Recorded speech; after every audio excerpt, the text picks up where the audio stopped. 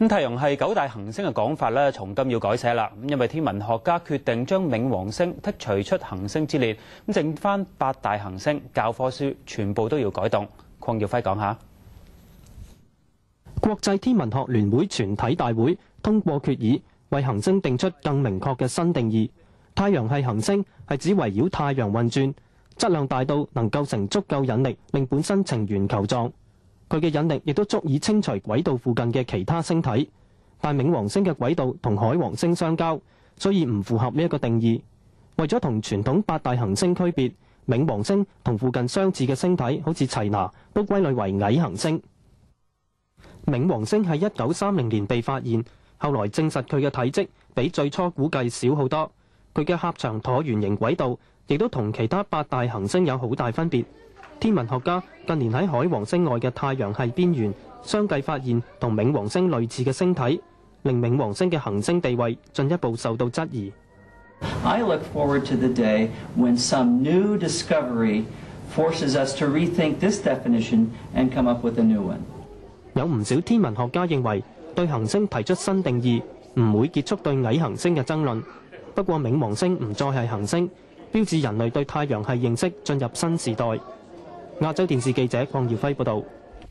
太陽系9大行星變為8大行星，本港太空館即時搞動館內展覽廳同埋網頁上嘅資料。黃偉培講下。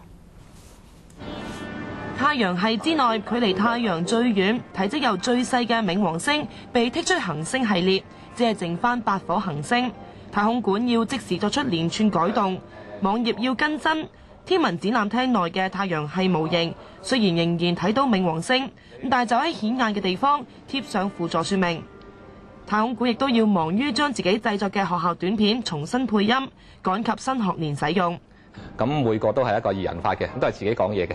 咁介紹下冥王星嘅時候就自己介紹話自己又凍啊，又孤單啊咁樣。咁我哋呢次嚟講可以加翻就話佢自己介紹自己話因為個天文聯會覺得我就個大細啊同其他唔同，所以將我剔除咗係主要行星變翻矮行星咁樣，咁就可以一個節目又可以繼續係維持翻。佢預計幾個月之內會完成晒所有資料嘅改動。至於太空館嘅禮品店內出售嘅太陽系光碟同埋玩具模型，暫時會繼續出售。9顆行星變成8顆，除咗教科書趕唔切喺新學年之前改版之外，一啲出版輔助教學書籍嘅書商同樣感到頭痛。有啲技術性嘅困難呢，就係話點樣去將呢啲書嗰度呢去做咗個修訂嘅。咁第一，首先我哋就唔知道究竟而家我哋喺市面上面總共仲有幾多本書呢係喺市面上面嗰度賣緊啦，即係喺書店裏邊陳列嘅，同埋喺佢哋嘅倉存裏邊有幾多。